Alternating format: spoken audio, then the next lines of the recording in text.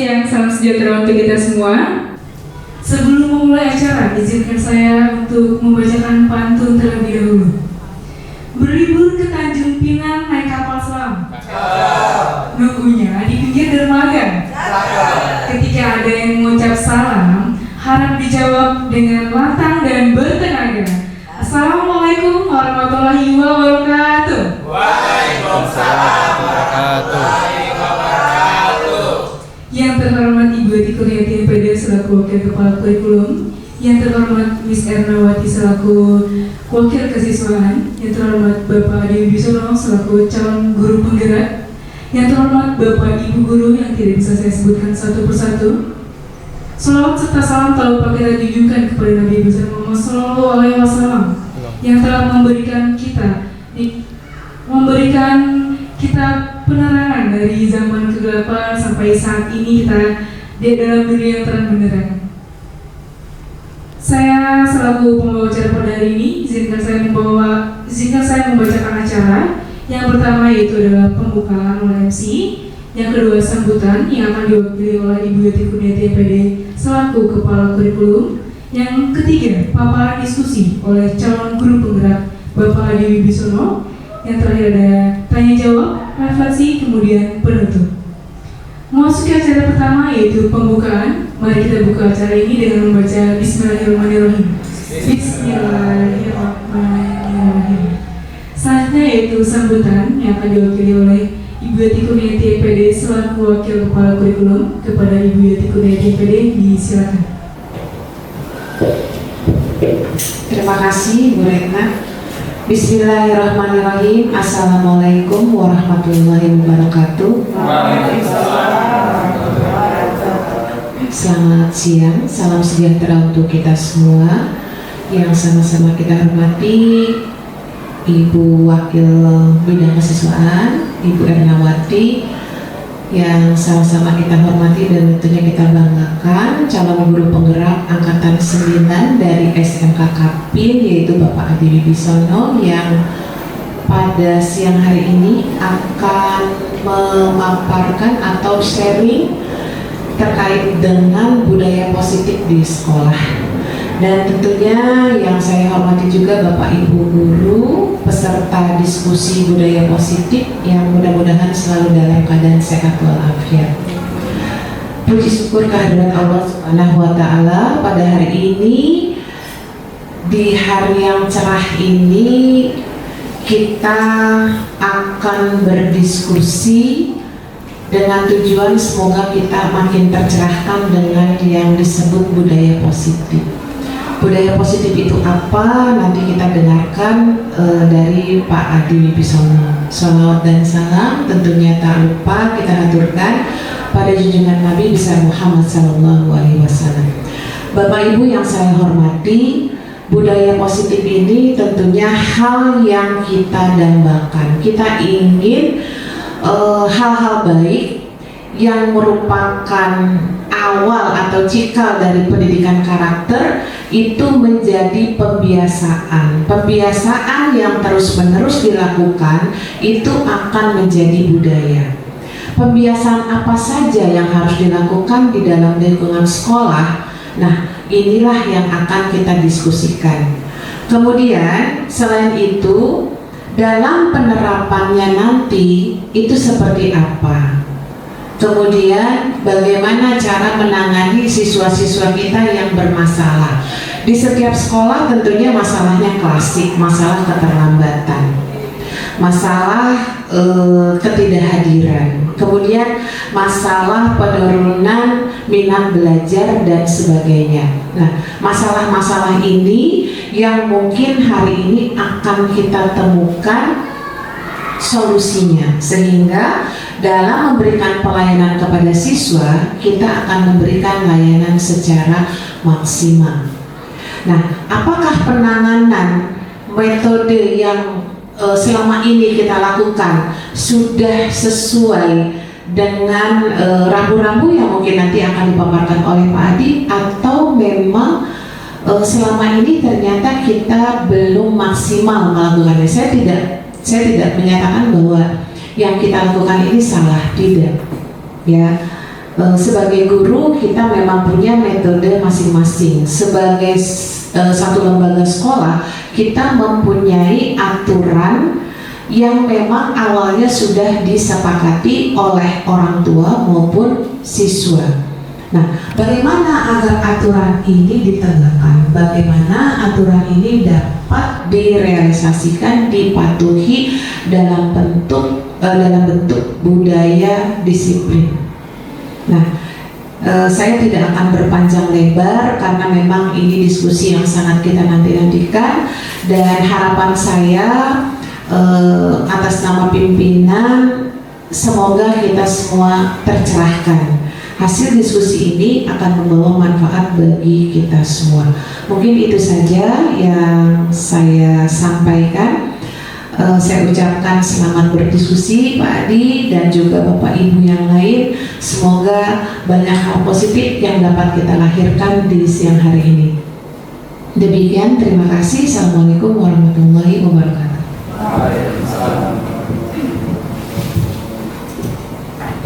Terima kasih atas sambutan yang disampaikan oleh Ibu Eti MPD. Semoga kita semua tercerahkan dan mendapatkan manfaatnya sehingga kita dapat menerapkan budaya positif di lingkungan SMK KP ini. Memasuki acara berikutnya ya Bapak Ibu, yaitu diskusi pada hari ini mengenai budaya positif dari calon guru penggerak kita Bapak Adi Wibisono. Semoga dari diskusi ini kita dapat mengambil apa yang harus diambil positifnya dan dilaksanakan dengan baik. Kepada Bapak Adi Wibisono disilakan.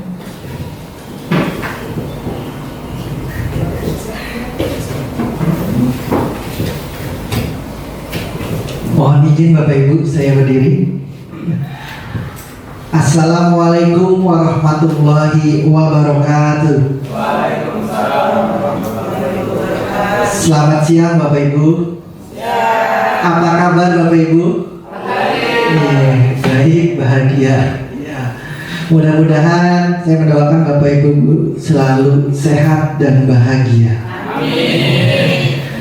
Bapak Ibu, yang pertama-tama saya mengucapkan terima kasih kepada Ibu Yati Kurniati MPD selaku Wakil Kepala Sekolah Bidang Kurikulum, kepada Ibu Ernawati selaku Wakil Kesiswaan, dan Bapak Ibu guru semua yang dapat hadir di sini untuk berdiskusi atau biasanya disebut group sharing. Jadi kita nanti tidak hanya dari saya tapi dari Bapak Ibu guru kita saling memberikan masukan ataupun pendapat ataupun pengalaman-pengalaman yang didapat selama mengajar di SMK Kapin mengenai budaya positif.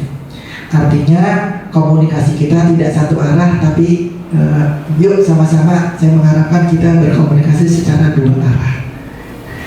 Baik Bapak Ibu guru, mohon izin, ini saya sudah ada slide-nya. Saya memaparkan apa yang sudah dibuat. Next. Iya, ice breaking. Ice breaking dulu, buat apa? Biar penyegaran, biar kita nggak tegang. Kira-kira Bapak Ibu ada yang mau menawarkan diri ice breaking? Ada? Nggak ada. Ya kita coba yang sederhana aja Bapak Ibu. Kita singkat aja, saya minta 3 orang nanti mengikuti saya. Saya mau mengucapkan sebuah kalimat. Saya Adi Wibisono, makan saya ayam goreng. Ya, Bapak Ibu udah paham kalimatnya? Saya Adi Wibisono, makan saya ayam goreng. Ya, ya, sudah ya, ada gambarannya. Ya, Bapak Ibu guru ada yang mau melanjutkan? Ya, apa kesamaan? Oh iya, silakan. Murna. Saya Fernanda Retna, makan saya fried chicken. Iya. Saya Fernanda Retna, makan saya fried chicken. Artinya huruf depannya sama. Iya. Bapak Ibu guru lagi yang mau nerusin? Ayo, ingat namanya. Oh iya. Pak Akbar? Belum kepikiran. Ayo, kita berpikir. Awal-awal udah diajak berpikir ya. Ya gak apa-apa. Siapa lagi? Iya, Miss Widya. Saya Mirna Widya, makan saya mie ayam. Tepuk tangan buat Miss Lydia. Oke. Iya, nemu ya. Oke. Sambil dipikirkan kita lanjut dulu ya Bapak Ibu. Terima kasih. Ya, kita lanjut lagi ke slide berikutnya. Next. Oke. Jadi Bapak Ibu guru, mengapa diadakannya grup sharing ini? Ya, mungkin saya dapat menjelaskan, yaitu tujuan dari pembelajaran ini adalah CGP atau saya calon guru penggerak dapat menyampaikan pembelajaran dari penerapan konsep inti dari modul budaya positif serta pemahaman mereka mengenai konsep-konsep inti dalam modul 1.4 budaya positif kepada rekan-rekan sejawat di sekolah melalui grup sharing. Jadi saya cerita sedikit Bapak Ibu, saya guru penggerak itu selama 6 bulan dan sudah berjalan 2 bulan. 2 bulan ini kami mempelajari ada 3 modul selama 6 bulan. Ya, 2 bulan pertama kami mempelajari modul pertama. Di dalam modul pertama dipecah lagi, ada modul 1.1 sampai 1.4. Ya, 1.1 yaitu mengenai filosofi Ki Hajar Dewantara, yang 1.2 mengenai nilai dan peran guru penggerak, yang 1.3 visi guru penggerak, dan yang 1.4 adalah budaya positif. Tujuannya adalah saya menyebarkan, mendiseminasikan apa yang saya dapat selama pembelajaran guru penggerak kepada Bapak Ibu guru semua agar dapat kiranya kita semua membangun satu budaya positif yang lebih baik. Bagaimana kalau di sekolah sudah ada budaya positif? Kita sama-sama meningkatkan apa yang sudah ada di sekolah. Lanjut. Nah, ini kesepakatan kita dulu Bapak Ibu ya. Kira-kira Bapak Ibu setuju atau tidak? Yang pertama, seluruh peserta memiliki kesempatan untuk berpendapat. Yang kedua, berpikiran terbuka dan saling menghormati. Yang ketiga, jika ada satu peserta berbicara, maka peserta lain mendengarkan. Yang keempat, berpendapat setelah dipersilahkan. Yang kelima, berpartisipasi penuh. Dan yang keenam, mengikuti sesi kelas dengan perasaan bahagia. Yang nomor 6 ini wajib nih, wajib bahagia. Jangan ada sedih di antara kita. Bagaimana Bapak Ibu guru? Setuju? Setuju. Sepakat ya? Oke. Kita lanjut kalau sepakat nih. Nah, ini dia. Apa itu budaya positif? Ada yang bisa berpendapat? Kita sering lihat, dengar ya, budaya positif, budaya positif. Apa itu budaya positif? Sesuatu kebaikan yang dilakukan terus-menerus dengan baik. Budaya positif itu bisa dikatakan sesuatu hal yang dilakukan secara terus-menerus, dilakukan secara baik. Oke. Jadi budaya positif, terima kasih Pak Akbar. Budaya positif adalah sesuatu yang dilakukan terus-menerus secara baik. Oke. Bapak Ibu, ada yang mau berpendapat lain? Ya, cukup ya. Sudah diwakili oleh Pak Akbar, kira-kira begitu ya. Ya. Apa yang dipaparkan Pak Akbar benar, ya, benar. Namun kalau kita mengupas sebenarnya apa itu pengertian budaya positif, bisa dilanjut. Ya, budaya positif merupakan perwujudan dari nilai-nilai atau keyakinan universal yang diterapkan di sekolah. Jadi budaya positif merupakan perwujudan nilai-nilai atau keyakinan, ya, ke suatu nilai-nilai atau keyakinan yang kita anggap baik dan universal, artinya sepakat. Kita semua sepakat kalau itu suatu perbuatan yang baik. Contoh, hadir tepat waktu, kira-kira nilainya positif atau negatif? Mungkin kita semua setuju itu positif ya Bapak Ibu ya. Setuju, nggak ada di antara kita yang bilang hadir tepat waktu itu negatif, nggak bagus, nggak ada ya. Artinya perwujudan dari nilai-nilai keyakinan universal dan dilakukan seperti yang Pak Akbar bilang, dilakukan secara terus-menerus, kontinu ya, dan diterapkan di sekolah ya. Terima kasih Pak Akbar ya. Bapak Ibu guru, sampai di sini kita sudah terbuka mengenai budaya positif. Kita lanjut ya. Nah, lanjut ke yang namanya disiplin ya. Oke, kita mungkin sering ngomong ya dengan siswa atau dengan murid, kalian harus disiplin. Oke, disiplin. Apa itu disiplin, Pak? Ya pokoknya disiplin. Ya, jangan nanya disiplin. Ya, ya, apa itu disiplin? Ya, kalau di sini saya paparkan disiplin adalah seorang yang memiliki disiplin diri berarti mereka bisa bertanggung jawab terhadap apa yang dilakukannya, karena mereka mendasarkan tindakan mereka pada nilai-nilai kebajikan universal. Ya, jadi ketika seorang melakukan disiplin diri itu merupakan sesuatu tindakan yang disadari, merupakan satu tindakan tanggung jawab terhadap apa nilai-nilai kebajikan universal. Apa nilai-nilai kebajikan yang tadi kita bicarakan tadi, yaitu misalkan ada bentuk tanggung jawab, tadi apa? Hadir tepat waktu, tidak membuang sampah, itu merupakan bagian-bagian dari perwujudan nilai disiplin seorang murid. Ya. Nah, apa sih nilai-nilai kebajikan universal? Nilai-nilai kebajikan universal adalah nilai-nilai yang disepakati bersama. Di dalam dunia pendidikan ada 6 nilai kebajikan yang disepakati.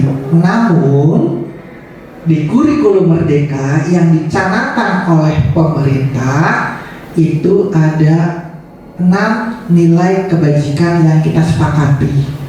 Apa itu Bapak Ibu? Berwawasan global. Ada lagi satu, berwawasan global. Apa lagi? Berpikir kritis. Apa lagi?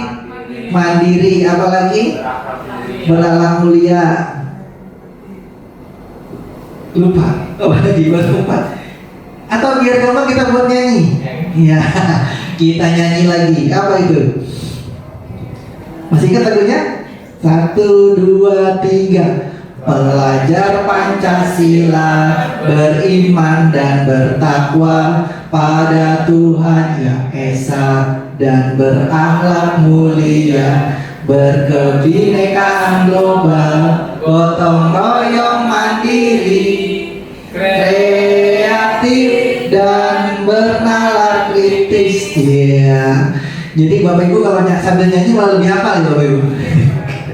Jadi itu yang disebut nilai-nilai kebajikan universal.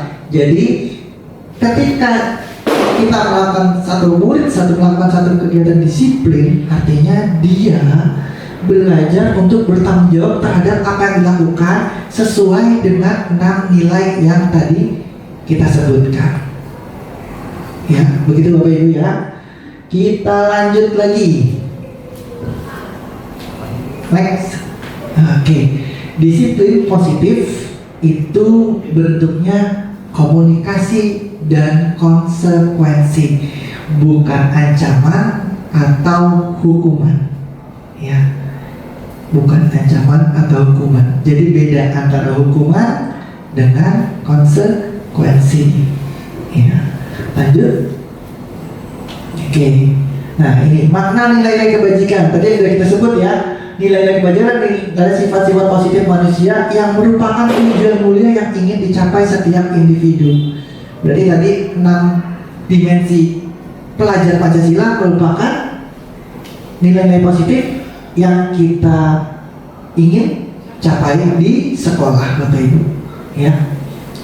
Ya, di bawahnya seperti yang telah dikemukakan oleh Dr. William Glasser pada teori kontrol menyatakan bahwa setiap perbuatan memiliki satu tujuan. Betul, setiap kita melakukan tindakan pasti kita mengharapkan tujuan tertentu, ya.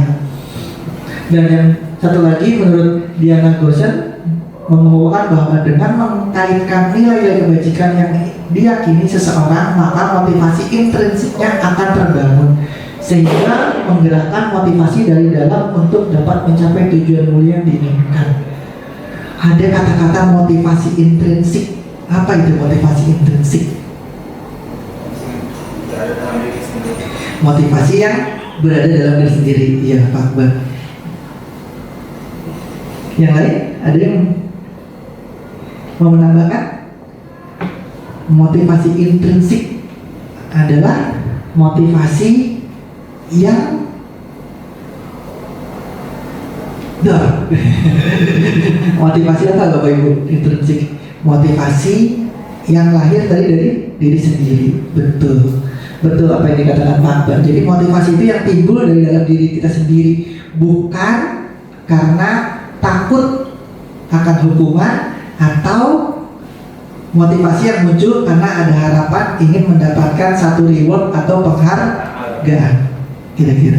Jadi benar-benar ya, motivasi intrinsik. Misalkan ada seorang anak, saya mau berangkat lebih awal pagi karena kalau berangkat pagi saya lebih semangat. Nah, itu bisa dikatakan motivasi intrinsik. Tapi kalau ada seorang siswa, saya nggak mau terlambat karena takut dihukum, atau saya mau datang tepat waktu soalnya Bu Alfi wali kelas saya selalu ngasih coklat buat yang datang pertama. Nah, itu ada alasannya, berarti tidak termasuk dalam motivasi intrinsik.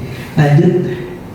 Nah, 3 motivasi perilaku manusia tadi sudah kita bahas sedikit ya. Jadi 3 motivasi perilaku manusia itu ada 3. 1 untuk menghindari ketidaknyamanan atau hukuman. Ya, mungkin banyak siswa kita atau murid kita yang masih seperti itu, takut karena hukuman. Ya, kalau kita melanggar dihukum. Kalau kita, apa contohnya Bapak Ibu? Murid kita kalau melanggar dihukum, terlambat, diapain Pak Handi? Suruh push up. Jadi kalau ada siswa terlambat, kamu push up. Nah, siswanya nggak besok-besok nggak terlambat. Kenapa? Karena takut suruh push up. Iya. Yang kedua, motivasinya untuk mendapatkan imbalan atau penghargaan dari orang lain. Nah, ini ya, kita kadang-kadang melakukan sesuatu pengen dapat imbalannya. Wah ya, apalagi kalau ada hadiahnya. Contoh apa? Kalau lomba, semangat banget. Pernah kita lomba masak ya? Semangat luar biasa. Pengen dapat apa? Hadiahnya. Berlomba-lomba, ya. Itu motivasi perilaku manusia yang kedua. Nah, yang ketiga, untuk menjadi orang yang mereka inginkan dan menghargai diri sendiri dengan nilai-nilai yang mereka percaya. Ini termasuk tadi ya. Dan yang ketiga inilah yang kita harapkan dari seorang murid atau siswa. Ya, contoh ketika mereka waktunya sholat zuhur ya Pak Aris ya, sholat asar, tanpa disuruh mereka langsung ambil air wudhu, langsung membuat saf. Karena apa? Mereka sadar bahwa mereka harus menjalankan apa? Dimensi beriman dan bertakwa kepada Tuhan Yang Maha Esa. Kalau seperti itu berarti mereka sudah menerapkan motivasi yang ketiga. Ya. Tapi apakah sudah berjalan? Belum sepenuhnya. Ya kan? Dari begitu kita umumkan waktunya sholat zuhur berjamaah, paling ada 1 saf yang memang sudah siap, sisanya nunggu. Ya, mudah-mudahan kedepannya murid-murid kita bisa menerapkan motivasi perilaku yang ketiga. Ya. Lanjut kita ke berikutnya. Nah, ini pertanyaan reflektif nih. Saya minta nih menjawab. Saya bacakan dulu ya soalnya ya. Muklis kurang menguasai pelajaran matematika sehingga pada saat pelajaran tersebut berlangsung dia lebih banyak berdiam diri atau menggambar di buku pelajarannya. Pada saat guru matematikanya Pak Dika menanyakan pertanyaan, Muklis menjadi gugup dan tak sengaja menjatuhkan tasnya dari kursi serta tiba-tiba menjadi gagap pada saat berupaya menjawab. Seluruh kelas pun tertawa melihat perilaku Muklis yang bicara tergagap dan terkejut tersebut. Pak Dika pada saat itu membiarkan teman-teman Muklis menertawakan Muklis yang tergagap dan malu luar biasa, dan malahan minta Muklis untuk maju ke depan dan berdiri di depan kelas sambil menunjuk hidungnya karena tidak bisa menjawab pertanyaan Pak Dika. Kelas makin gaduh, makin ramai, dan anak-anak pun tertawa melihat Muklis di depan kelas memegang ujung hidungnya. Pertanyaannya, apakah Bapak Ibu setuju dengan yang dilakukan Pak Dika terhadap Muklis? Gimana Pak Aris? Setuju nggak? Tidak setuju. Kenapa Pak Aris? Tidak setuju karena sikap yang dilakukan tersebut dapat mengganggu psikologis dari anak murid tersebut. Iya, down mentalnya ya, iya, langsung malu, kira-kira ya. Setuju Bapak Ibu guru ya, kalau kejadian gitu, ya. Jadi itu merupakan apa Bapak Ibu guru? Bullying, iya. Tanpa kita sadari, guru melakukan bullying terhadap murid, iya, gitu kan, mempermalukan murid di depan teman-temannya, bullying verbal. Ya. Nah, yang nomor 2, menurut Bapak Ibu, tindakan Pandika terhadap murid adalah sebuah hukuman atau konsekuensi? Ya, Bu Fitri. Terima kasih tadi. Menurut pendapat saya itu merupakan sebuah hukuman karena siswa merasa dipermalukan dan siswa merasa terganggu secara psikologi. Jadi hal itu merupakan hukuman. Iya, terima kasih Bu Fitri, luar biasa jawabannya, betul. Itu adalah sebuah hukuman. Hukuman karena yang dilakukan merugikan murid, ya, dan mempermalukan murid. Psikologinya, apa yang terjadi kemungkinan besok dia nggak akan masuk, malu sama teman-temannya. Apalagi kemungkinannya dia akan antipati sama pelajaran matematika, nggak mau lagi deh. Ya, gurunya nggak enak, gurunya ngeselin, nyebelin. Nah, kalau udah gitu, begitu belajar matematika, Pandika, dia apa yang dilakukan? Kabur dari kelas. Ya, artinya tidak menyelesaikan masalah, betul. Oke, lanjut. Nah, ini tadi Bu Fitri udah jawab hukuman. Apa itu hukuman? Hukuman bersifat tidak terencana atau tiba-tiba. Anak atau murid tidak tahu apa yang akan terjadi dan tidak dilibatkan. Hukuman bersifat satu arah dari pihak guru yang memberikan, dan murid hanya menerima satu hukuman tanpa melalui satu kesepakatan atau pengarahan dari pihak guru, baik sebelum atau sesudahnya. Hukuman yang diberikan bisa berupa fisik maupun psikis. Murid atau anak disakiti oleh satu perbuatan atau kata-kata. Bapak Ibu guru, saya mau nanya, pernah nggak kita kasih hukuman ke murid? Pernah. Bu Alfi pernah? Pernah. Apa contohnya Bu Alfi? Push up. Kenapa Bu Alfi? Tidak mengerjakan tugas terus kita suruh push up. Berapa kali? Kesepakatan. Oh, kesepakatan. Iya, bisa 5, bisa 10 ya. Iya, gitu ya. Iya, tanpa sadar kita juga, termasuk saya pun pernah melakukan hukuman ke siswa. Artinya apa? Hukuman itu benar ya, sesuatu yang tidak terencana, tiba-tiba, karena kita nggak tahu. Oh, kamu nggak ngerjain PR? Iya. Apa ya? Oh ya, udah kamu push up aja. Ya, 10 kali. Iya kan? Nah, tiba-tiba anak nggak tahu apa-apa. Oh, kalau saya nggak ngerjain PR, suruh ngapain? Oh, suruh push up. Ya, gitu ya. Tanpa ada kesepakatan.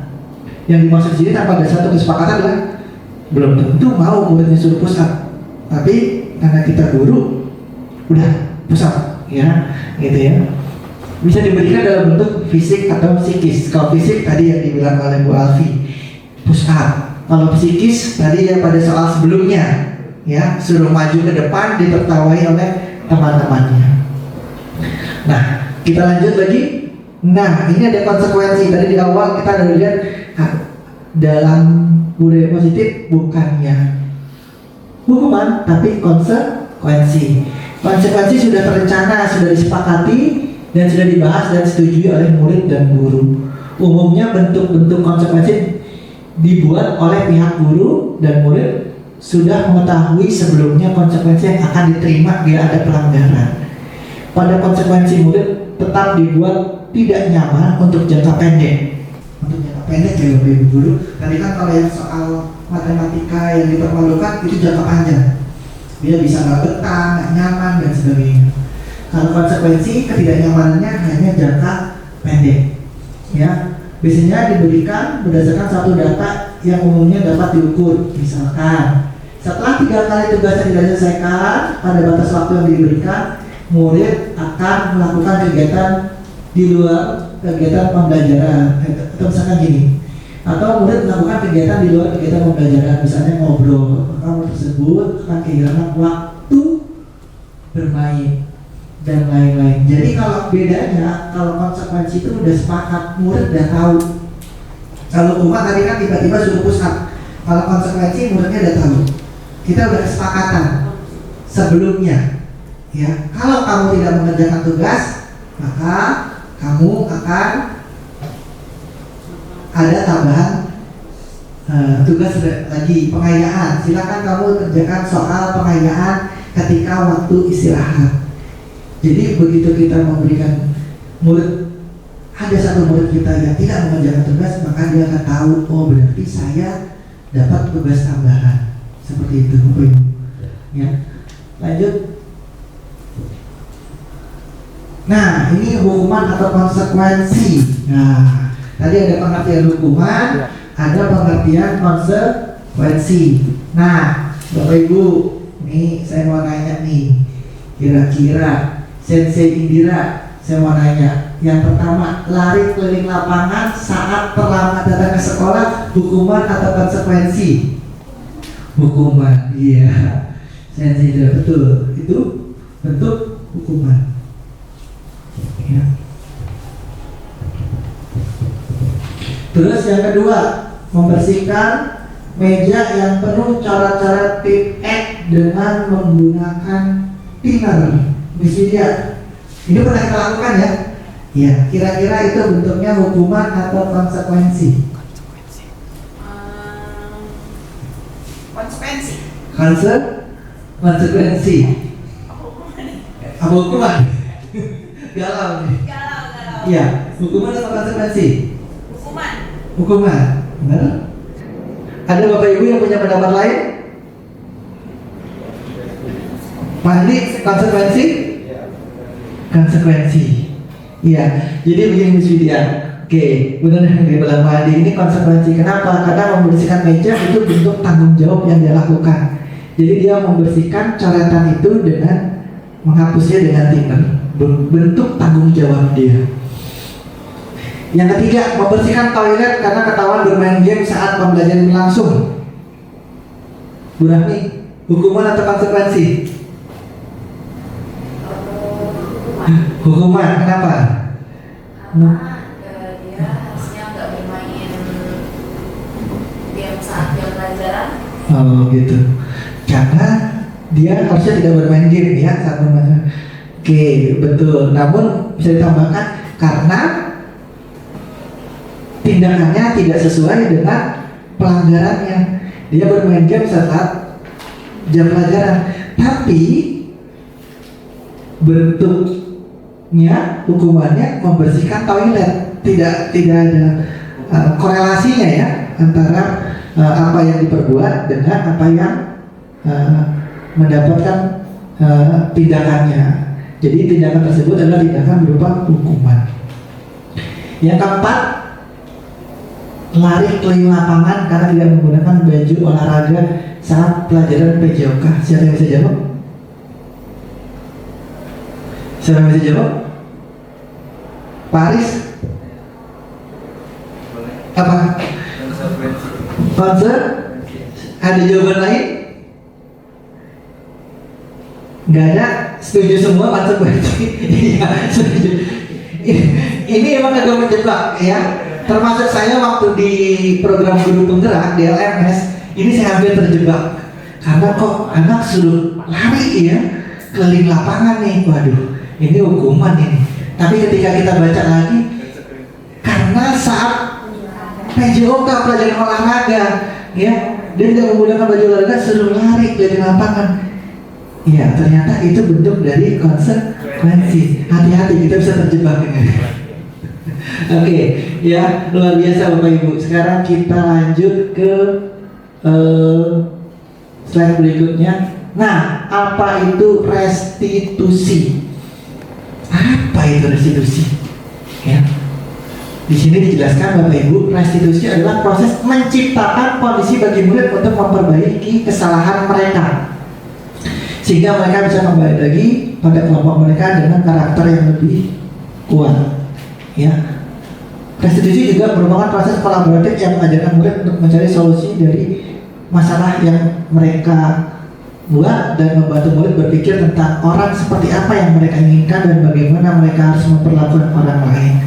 Ini tadi sudah sedikit disinggung sama Pak Akbar ya, restitusi ya. Jadi bagaimana si murid bisa mencari solusi dari apa yang mereka perbuat, ya Bapak Ibu. Jadi mereka harus bisa menggali sendiri apa solusi dari apa yang mereka lakukan, pelanggaran yang mereka lakukan. Lanjut. Nah, mengapa keyakinan kelas? Mengapa tidak peraturan kelas saja? Ya, Bapak Ibu guru di sini ada yang wali kelas? Ada yang guru. Di awal kita buat kesepakatan kelas atau peraturan kelas? Kesepakatan kelas ya. Mengapa bukan peraturan? Bukan dilanggar. Iya, betul. Kadang mindset kita sebagai orang Indonesia dibuatnya peraturan untuk dilanggar. Suruh pakai helm saat naik motor, nggak pakai helm. Ada lampu merah, diterobos. Itu pola orang Indonesia sebagian besar seperti itu. Adanya peraturan untuk dibuatnya peraturan untuk dilanggar. Nah, peraturan biasanya seperti apa contohnya? Sesuatu yang dibuat oleh satu pihak, yang lain wajib mengikuti. Itu peraturan. Dan biasanya tadi seperti yang dibilang oleh Miss Widya, peraturan kebanyakan kalau kita buat peraturan, maka banyak juga murid yang melanggar, gitu ya. Jangan kita buat aturan, jangan ada siswa yang datang terlambat. Ya, pasang banner, besok yang terlambat 10 orang, ya. Besok lagi 15 orang. Ya, nah makanya dia udah buat itu. Kita buat keyakinan kelas. Next. Mengapa keyakinan kelas? Karena menekankan pada keyakinan seseorang yang lebih memotivasi seseorang dari dalam. Ya, seseorang yang akan lebih tergerak dan bersemangat untuk menjalankan keyakinannya daripada hanya sekedar mengikuti serangkaian peraturan tertulis tanpa makna. Jadi kita mungkin Bapak Ibu sudah buat kesepakatan kelas di awal ya. Sepakat. Bagaimana caranya Bapak Ibu bikin kesepakatannya? Ada yang bisa ceritakan? Bermusyawarah dulu. Apa yang kita lakukan pertama? Nanya ke siswa. Apa yang kita sepakati untuk pembelajaran? Ya kan? Bagaimana mau kamu yang membuat kamu jadi nyaman di kelas, begitu ya? Ya, ditanya dulu, betul kan? Lalu mereka kasih pendapat, ya kan? Ditulis. Mereka ngasih masukan, pendapat. Contohnya apa biasanya? Hadir tepat waktu, tapi ada dispensasi 10 menit. Ya. Apalagi? Ya, banyak tuh anak-anak. Ya. Nah, dari banyak kesepakatan kelas yang dibuat, apakah Bapak Ibu guru kemungkinan kemudian berdiskusi lagi untuk menyaringnya? Dari sekian banyak kita saring lagi mana yang benar-benar positif. Ya, contoh kadang ada anak yang kasih usul seperti ini, boleh bermain HP setelah tugas selesai. Ya, itu kesepakatan. Tapi apakah ada nilai positifnya? Enggak. Nah, hal ini yang perlu kita diskusikan lagi. Adakah nilai-nilai kebajikan di situ? Tidak ada. Jadi kita saring lagi, kita lihat lagi dari banyaknya kesepakatan yang dibuat oleh murid, kita saring mana yang punya nilai-nilai positif, itu yang kita ambil dan itu menjadi satu yang namanya keyakinan kelas.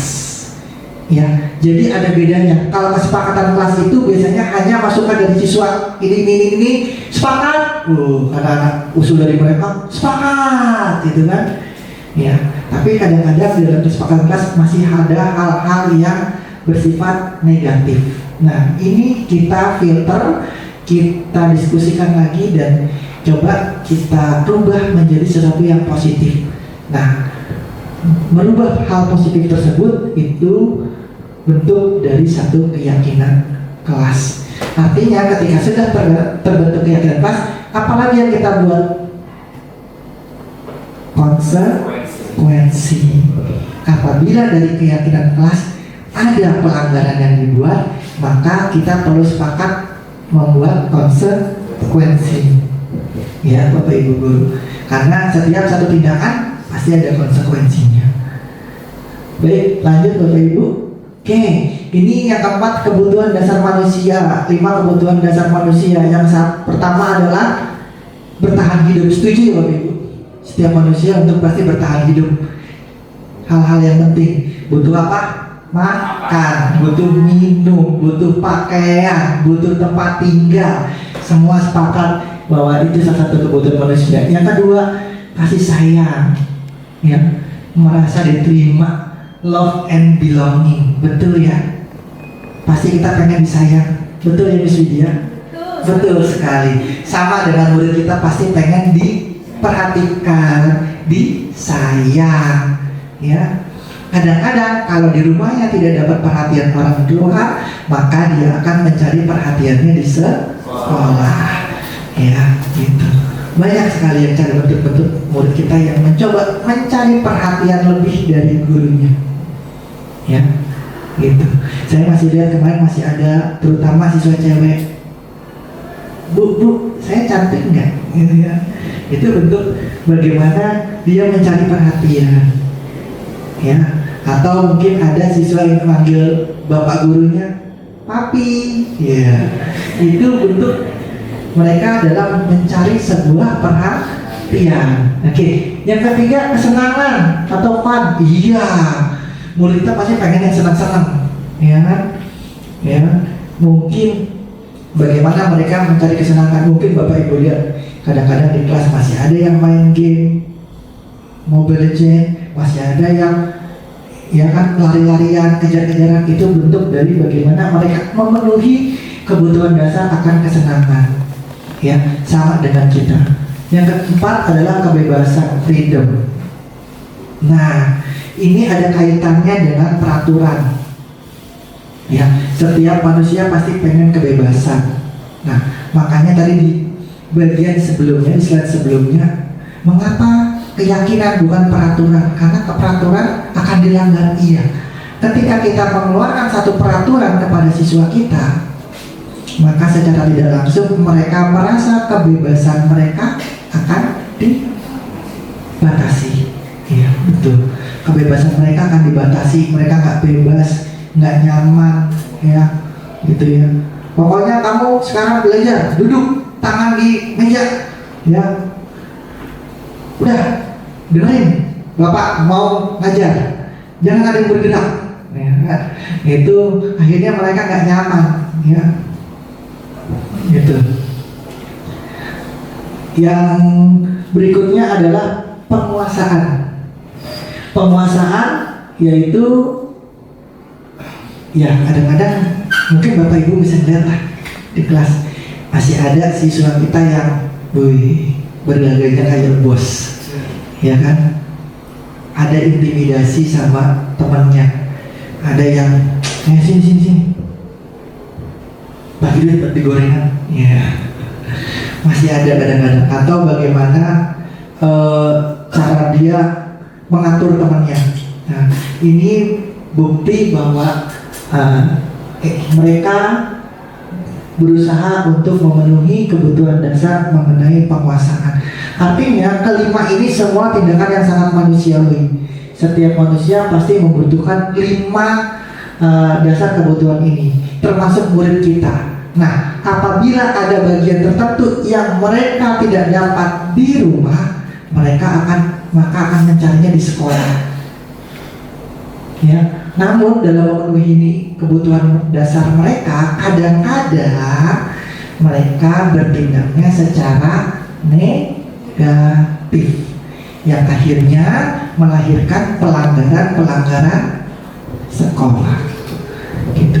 Namun kita harus mencoba untuk mengatasinya. Bagaimana caranya? Nanti ada di bagian berikutnya. Lanjut. Nah, ini kita sebagai seorang guru, menurut teorinya ada 5 posisi kontrol guru. Ya, yang pertama ada penghukum, yang kedua pembuat merasa bersalah, yang ketiga teman, yang keempat pemantau, dan yang paling top adalah manajer. Penghukum, nih, guru penghukum biasanya kalau ngomongnya keras, galak, mukanya serem, matanya melotot. Ya, siapa yang bisa contohin? Kalau guru penghukum, Pak Akbar, gimana intonasinya? Kamu kalau saya bilangin harus dengar. Kamu kalau saya bilangin dengar, duduk kamu. Nah, matanya melotot, ekspresinya tajam, suaranya tinggi, seperti itu ya. Itu penghukum. Ya, nah biasanya guru ini dijulukinya guru apa? Killer. Wah, guru killer nih. Wah, jangan deketin, itu gurunya killer. Ya. Yang kedua ada posisi kontrol sebagai pembuat merasa bersalah. Nah, kalau pembuat merasa bersalah biasanya lebih lembut, ngomongnya pelan, dekat-dekat muridnya. Ada yang bisa kasih contoh? Bu Alfi? Kalau guru pembuat merasa bersalah bisa mencontohkan?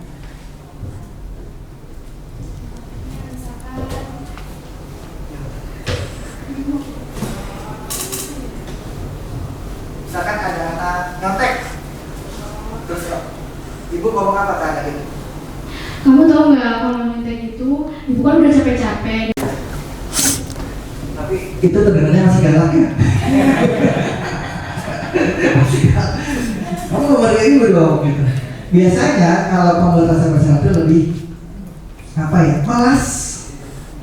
Ya. Contohnya mungkin kamu nyontek lagi ya. Kan dari ibu bilangin jangan nyontek pas ujian. Ya.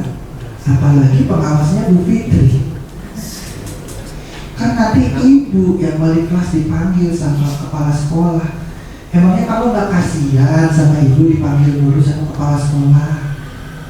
Nah, itu bagian dari pembuat rasa bersalah. Ya. Dan apakah berhasil anaknya jadi kasihan? Untuk jangka pendek iya, jangka panjang ya begitu lagi. Iya. Sama dengan hukuman. Anak kita hukum push up, oh iya push up. Besok ngulangin lagi, ya seperti itu. Nah, yang ketiga sebagai teman. Ada yang pernah punya pengalaman menghadap teman, murid kita sebagai teman? Ada? Hah? Ada? Gimana? Sebelumnya kalau saya di kelas itu memberitahu mereka kalau kalian kalau mau cerita sama saya bebas, dan kuota kayak. Dan memang ada beberapa anak yang curhat saya, walaupun masalah perempuan. Selebihnya di kelas tetap melakukan pelanggaran-pelanggaran. Jadi banyak siswa yang curhat ya sebagai teman ya. Berarti kebanyakan murid laki-laki ya muridnya ya. Ya bapak guru ibu laki-laki, bapak guru laki-lakinya nggak ada yang curhat ya, nggak ada. Iya biasanya banyak yang curhat gitu sebagai teman. Iya. Ya, biasanya itu lebih santai dan biasanya kadang-kadang terkadang bahasa yang digunakan lebih menggunakan bahasa yang informal, ya seperti itu. Nah, yang keempat pemantau. Oh pemantau, baik Bu Fitri. Contoh begini tadi, saya kan akan mengirim siswa saya ke PKL. Ya. Kamu di situ hati-hati ya. Karena situ banyak alumni murid-murid ibu yang nunggu. Jadi kamu ngapain aja di situ, ada yang mantau kamu. Apapun yang kamu lakukan di sana nanti itu alumni akan melapor ke ibu. Pokoknya kamu ibu pantau selama PKL di sana. Oke. Bisa seperti itu. Iya, posisi pemantau artinya kita mengawasi setiap perjalanan siswa, termasuk ketika dia melakukan satu pelanggaran, maka dia akan menerima konsekuensinya, dan apakah si anak itu melakukan konsekuensi, itu kita akan memantaunya sampai dengan selesai. Itu posisi pemantau. Dan yang terakhir adalah posisi manajer. Nah, ini posisi yang sebenarnya diharapkan Bapak Ibu guru bisa menerapkan di posisi ini. Apa itu posisi manajer? Posisi manajer ada yang tahu? Iya. Posisi yang bagaimana ketika seorang siswa melakukan satu pelanggaran, kita dapat menggali anak tersebut dan menuntun mereka mencari solusi dari permasalahan yang mereka lakukan. Jadi bukan dari kita lagi. Kalau penghukum, maka solusinya dari kita, bentuknya hukuman. Sama, membuat rasa bersalah pun seperti itu. Nah, kalau di manajer, bagaimana mereka, oh iya, saya salah, saya yang akan kira-kira bentuk konsekuensinya seperti ini dan saya akan bertanggung jawab. Nah, kita sebagai guru, apakah boleh memegang lebih dari satu posisi kontrol, Bapak Ibu guru? Boleh nggak kita berperan lebih dari satu posisi kontrol? Boleh. Boleh 2? Boleh. Boleh 3? 3 juga boleh. Ya, yang tidak boleh adalah kita sebagai penghukum atau pembuat rasa bersalah. Itu yang pasti mental anak jatuh. Boleh kita sebagai teman, apa yang dilakukan oleh Bu Rina? Boleh. Boleh sebagai pemantau seperti Bu Fitri? Boleh. Boleh sebagai manajer? Boleh. Karena setiap murid punya karakteristik yang berbeda-beda, punya perilaku yang berbeda-beda, tentu cara penanganan dan pendekatannya pun berbeda-beda. Lanjut. Nah, bentuk penanganan seperti apa? Ini yang terakhir, kita ada materi namanya segitiga restitusi. Segitiga restitusi adalah suatu proses dialog yang dijalankan oleh guru atau orang tua agar dapat menghasilkan murid yang mandiri dan bertanggung jawab.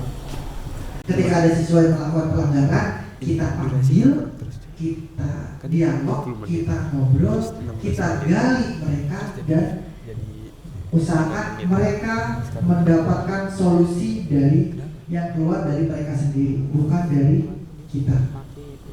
Ya. Lanjut. Nah, ada segitiga restitusi, ada 3 tahapan. Yang pertama adalah menstabilkan identitas. Yang kedua, validasi tindakan yang salah. Dan yang ketiga adalah menanyakan keyakinan. Ya. Lanjut. Nah, di sini kita lihat ya. Yang pertama menstabilkan identitas. Ya. Contohnya apa? Ketika kita panggil, kita buat nyaman dulu anaknya. Ya, kita ajak ngobrol. Ya.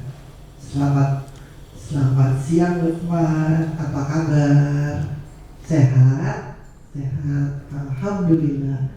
Lukman, tahu kenapa Pak dipanggil di sini? Misalkan, tahu Pak. Ya. Jadi kita ajak ngobrol dulu, atau mungkin ada hal lain ya, mungkin ya yang pernah dipelajari Pak Akbar ya, yaitu menanyakan hobinya dulu. Iya, anak tanya dulu kesenangannya apa, hobinya apa, kita ajak ngobrol dulu. Jadi mereka datang itu bukan udah ketakutan dulu, takut dihukum, takut diintimidasi, enggak. Kita buat ngobrol santai dulu, relax, sampai mereka dalam posisi yang benar-benar nyaman. Dan di sini pun kita boleh mencantumkan kata-kata seperti contoh, setiap orang pasti pernah melakukan kesalahan, atau kamu bukan satu-satunya orang yang pernah melakukan kesalahan ini. Ya, jadi posisi ini bagaimana kita terlihat tidak menyudutkan seorang murid. Ya. Yang kedua itu validasi tindakan yang salah. Validasi tindakan salah maksudnya bukan berarti membenarkan dia salah, tidak. Tapi bagaimana kita menggali kenapa mereka sampai melakukan tindakan tersebut. Contoh ketika mereka bercanda saat sholat, kita panggil, memang kenapa kamu bercanda? Ya kan? Apa penyebabnya? Setelah mereka nyaman kita tanyain, kenapa kamu bercanda? Mungkin mereka bilang, oh mereka empet-empetan apa ya, sapnya sempit, akhirnya goyang kiri goyang kanan gitu kan. Atau misalkan teman saya di depan ketawa, jadi saya ikut ketawa. Nah kita gali, kenapa dia seperti itu, kenapa kamu melakukan itu. Mereka pasti punya alasan ya. Kenapa? Karena ternyata dia harus menjaga kakaknya yang sedang dirawat di rumah sakit dan ganti SIM-nya terlambat, seperti itu.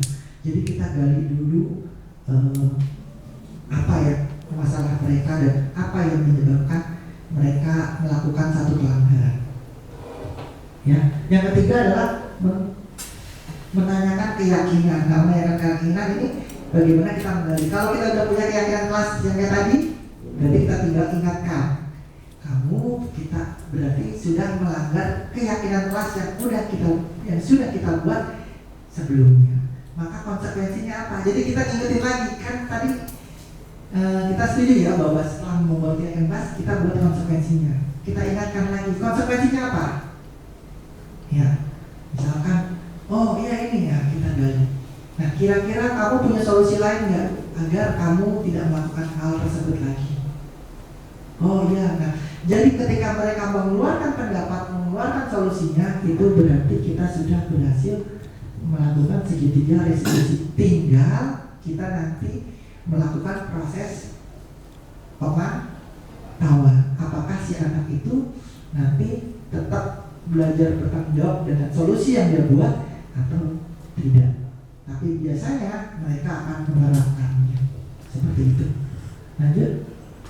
Nah, di sini ada satu praktek segitiga restitusi yang saya buat terhadap perwalian.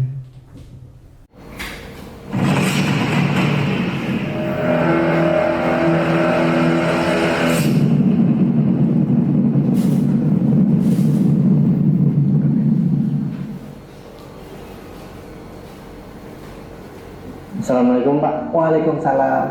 Silakan duduk Adrian. Apa kabarnya hari ini? Baik Pak. Baik Adrian. Apakah kamu sudah tahu mengapa kamu dipanggil ke sini? Tahu Pak. Ya. Saya mendapatkan informasi dari guru piket bahwa kamu sudah sering terlambat hadir ke sekolah. Apakah itu betul? Betul Pak. Sudah berapa hari kamu terlambat hadir ke sekolah? 5 hari Pak. Nah, menurut kamu, keterlambatan kamu ini sesuatu yang baik atau sesuatu yang salah? Sesuatu yang salah, Pak. Baik, artinya kamu menyadari bahwa keterlambatan kamu hadir ke sekolah merupakan satu kesalahan. Adrian, setiap orang pasti pernah melakukan kesalahan. Kesalahan adalah sesuatu yang manusiawi. Bapak pun pernah melakukan kesalahan. Namun, di sini kita mencoba mencari solusi bagaimana untuk memperbaiki kesalahan tersebut. Sekarang Bapak mau tanya, mengapa kamu bisa sampai terlambat hadir ke sekolah? Karena saya bergadang di malam hari Pak, sambil bermain game hingga lupa waktu tidur Pak. Baik, artinya kamu bermain game hingga larut malam sehingga kamu susah untuk dibangunkan pada pagi hari. Betul Pak. Adrian, kamu masih ingat tentang keyakinan kelas yang pernah kita buat di awal tahun ajaran? Ingat Pak. Nah, apakah terlambat kamu hadir ke sekolah sudah sesuai dengan nilai keyakinan kelas yang kita buat? Tidak sesuai Pak. Tidak sesuai. Artinya ada nilai yang kamu langgar. Apa itu? Nilai kedisiplinan Pak. Betul sekali, nilai kedisiplinan. Nah, menurut kamu disiplin itu penting atau tidak? Penting Pak. Penting. Mengapa? Karena dengan adanya kedisiplinan kita bisa menghargai waktu dan menghargai orang lain Pak. Betul sekali. Dengan adanya disiplin kita menghargai waktu dan menghargai orang lain.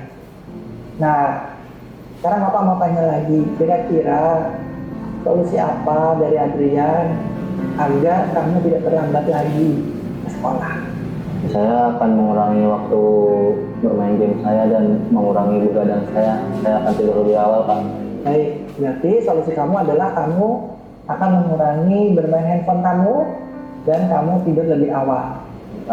Baik, solusi kamu ini solusi yang cukup bagus. Kapan kamu mulai terapkan solusi ini? Hari ini Pak. Baik, jika kamu ingin menerapkannya hari ini, Saya nanti akan menghubungi orang tuamu untuk mendukung solusi yang kamu buat ini. Ya, mudah-mudahan mulai besok kamu tidak terlambat lagi hadir ke sekolah. Baik Pak, maaf Pak atas apa yang saya langgar Pak. Saya akan berkomitmen dan tepat waktu Pak. Baik Adrian. Ya, terima kasih kamu sudah hadir ke sini. Sekarang kamu bisa kembali ke kelas. Baik Pak. Terima kasih Pak.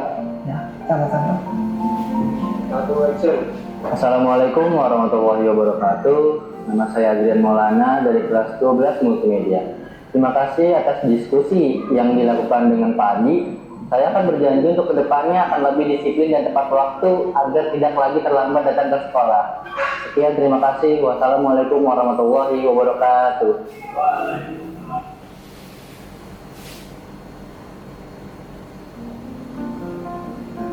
Selamat siang Pak Adi. Selamat siang Stefanus. Silakan duduk. Stefanus, tahukah kamu mengapa kamu dipanggil di sini? Tahu Pak, Apa yang kamu lakukan pada saat jam pelajaran saya tadi? saya bermain game di kelas Pak. Baik, menurut kamu bermain game di kelas itu hal yang benar atau hal yang salah? Salah Pak. Artinya kamu tahu kesalahan kamu. Di sini kita tidak menghakimi kamu, tapi mencari solusi yang terbaik dari permasalahan ini. Iya Pak. Ya. Stefanus, mengapa kamu sampai bermain game di jam pelajaran saya? Saya bermain game di kelas karena saya sudah mengerjakan tugas-tugas yang Bapak berikan kepada saya sebelumnya. Baik, artinya setelah kamu mengerjakan, kamu masih punya waktu sehingga kamu bermain game. Iya Pak. Stefanus masih ingat untuk keyakinan kelas yang pernah kita buat di awal tahun pelajaran? Masih Pak. Ya, apakah bermain game sudah sesuai dengan keyakinan kelas yang kita buat? Tidak. Ya, artinya ada nilai yang kamu langgar. Nilai apa itu? Nilai tanggung jawab Pak. Baik, artinya kamu melalaikan tanggung jawab yang diberikan. Iya Pak. Nah, kira-kira Stefanus punya solusi dari permasalahan yang kamu buat? Saya akan membantu teman-teman saya yang belum selesai mengerjakan tugas dengan menjadi tutor sebayanya Pak. Baik, ide kamu cukup bagus, yaitu menjadi tutor sebaya bagi teman-teman kamu yang belum menyelesaikan tugas. Iya Pak. Kapan kamu mau melakukannya? Mulai hari ini Pak. Baik, kan kita lakukan hari ini ya. Iya Pak. Baik, terima kasih Stefanus. Mudah-mudahan kamu tidak melanggar keyakinan kelas yang telah kita buat. Iya Pak. Terima kasih juga Pak. Dan mohon maaf atas kesalahan yang saya perbuat. Baik, sekarang kamu bisa kembali ke kelas. Iya, terima kasih Pak. Ya. Selamat siang Pak. Selamat siang. Selamat siang, perkenalkan nama saya Stefanus Retaldi dari 12 PKJ. Terima kasih atas diskusi yang dilakukan dengan Pak Adi. Saya, Stefanus, akan lebih bertanggung jawab atas apa yang saya perbuat dan saya berjanji tidak akan bermain game saat jam pelajaran sedang berlangsung. Terima kasih.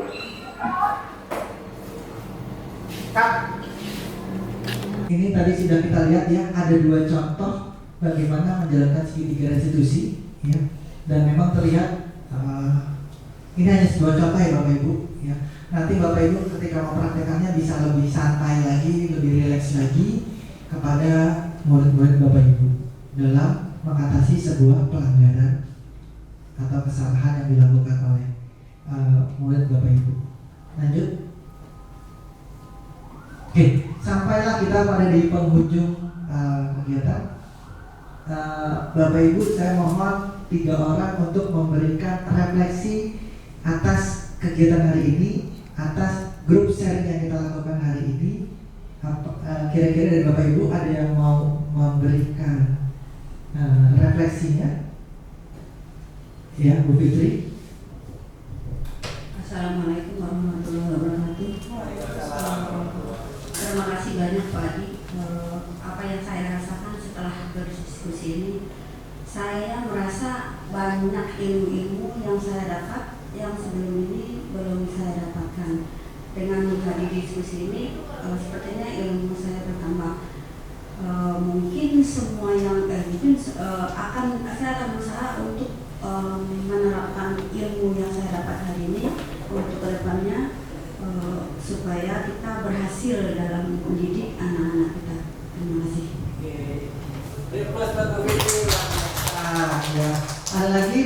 yang mau menambahkan? Pak Akbar?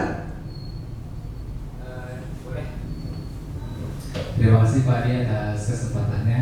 Jadi dari apa yang saya pelajari pada hari ini, yang pertama itu menambah wawasan saya sebagai guru, di mana tidak hanya profesionalisme aja sebagai guru, tapi juga harus bisa yang namanya humanisme. Dan juga ketika menghadapi sebuah masalah itu kita harus yang namanya itu tabayun dulu. Jadi sebelum kita menghakimi apa nih yang menjadi permasalahan dan menjadi solusinya, nah, itu yang bisa saya dapatkan pada hari ini. Terima kasih. Oke, sudah cukup. Ada lagi? Oh iya, Bu Retno, silakan. Assalamualaikum warahmatullahi wabarakatuh. Sebelumnya terima kasih kepada Bapak Adi, calon guru penggerak yang telah menyampaikan materi budaya positif dengan sangat baik. Alhamdulillah. Yang bisa saya tingkatkan ke depannya adalah meningkatkan budaya positif ke depannya, Pak. Dari hal-hal yang negatif sebelumnya saya lakukan bahwa ternyata hukuman ini salah. Seharusnya tidak saya lakukan. Ke depannya saya akan meningkatkan lagi budaya positif dengan menjadikan menurut saya sebagai teman, saya sebagai pemantau dan saya sebagai manajer. Seperti itu Pak. Terima kasih. Wassalamualaikum. Luar biasa, berarti alhamdulillah tinggal Bapak Ibu sebagian sudah menyerap apa yang tadi dipaparkan, tinggal bagaimana kita nanti mengeksekusi terhadap murid-murid kita ke depannya. Dan tujuannya adalah bagaimana pendidikan kita selalu berpihak pada murid. Mungkin lanjut ke sesi berikutnya. Ada yang mau ditanyakan Bapak Ibu? Atau sudah cukup? Ada yang mau bertanya? Misalnya? Oke, baik. Assalamualaikum warahmatullahi wabarakatuh. Terima kasih Pak Adi. Saya yang ingin tanyakan adalah seperti tadi step atau langkah-langkah yang sudah dilakukan untuk pemanggilan siswa yang bermasalah. Andaikan pun mereka ada perubahan, apa sikap kita andaikan itu dilakukan lagi bagi siswa yang bermasalah tersebut? Padahal kita sudah memberikan kesepakatan atau mungkin keyakinan kelas, tapi mungkin ada 1-2 siswa yang masih melakukan hal yang sama. Nah, apa yang akan kita lakukan Pak Adi? Terima kasih. Assalamualaikum. Baik, terima kasih Miss Karta. Ketika kita, saya izin menjawab, ketika kita sudah menerapkan keyakinan kelas dan ada konsekuensinya tapi kok masih berulang, biasanya kita lihat lagi, tadi kita balik lagi ke bagian kebutuhan manusia, 5 dasar kebutuhan manusia. Berarti kita coba gali lagi sebenarnya apa yang mereka lakukan itu. Pasti ada dari 5 tersebut yang mereka belum cukupi, belum terpenuhinya 5 kebutuhan manusia tersebut. Misalkan mereka, apakah mereka tidak memiliki kebebasan, atau mereka tidak memiliki kesenangan di lingkup rumah, di lingkup teman-temannya, sehingga mereka mencari untuk memenuhi kebutuhan tersebut. Mereka mencari perhatian, mereka mencari kesenangan, mereka mencari penguasaan melalui hal-hal yang negatif. Nah, ini yang kita perlu gali. Berarti saling berkaitan, artinya setelah kita melakukan restitusi kepada siswa tersebut, kita juga melihat lingkungannya. Siapa lagi yang perlu kita lakukan? Karena biasanya mereka melakukan satu pelanggaran, pasti ada penyebabnya. Kita lihat lagi penyebabnya siapa. Jadi tidak pada hanya satu siswa tersebut, nanti bisa saling berkaitan dengan siswa yang lain. Seperti itu misalnya. Terima kasih. Ada lagi? Mungkin cukup. Baik, kalau tidak ada lagi, terima kasih Bapak Ibu Guru atas partisipasi dalam grup sharing ini. Mohon maaf bila banyak kekurangan, kesalahan, kehilapan. Ya, selanjutnya nanti akan saya kembalikan kepada MC. Terima kasih. Wassalamualaikum warahmatullahi wabarakatuh. Terima kasih atas diskusinya yang luar biasa. Terima kasih atas penyampaian materi dari budaya positif oleh calon penggerak kita Bapak Adi Wibisono. Kesimpulan diskusi pada hari ini adalah mempelajari teori kontrol, bagaimana mengubah disiplin positif, mempelajari posisi kontrol restitusi, mengubah hukuman menjadi konsekuensi, menjadikan sebagai teman, pemantau, manajer, lalu belajar segitiga restitusi, lalu satu dalam membangun satu budaya positif di sekolah. Sebelum menutup acara pada hari ini, izinkan saya pantun. Mentari senja telah tenggelam, hujan turun mulai terjatuh. Kami tutup diskusi siang ini dengan salam. Wassalamualaikum warahmatullahi wabarakatuh.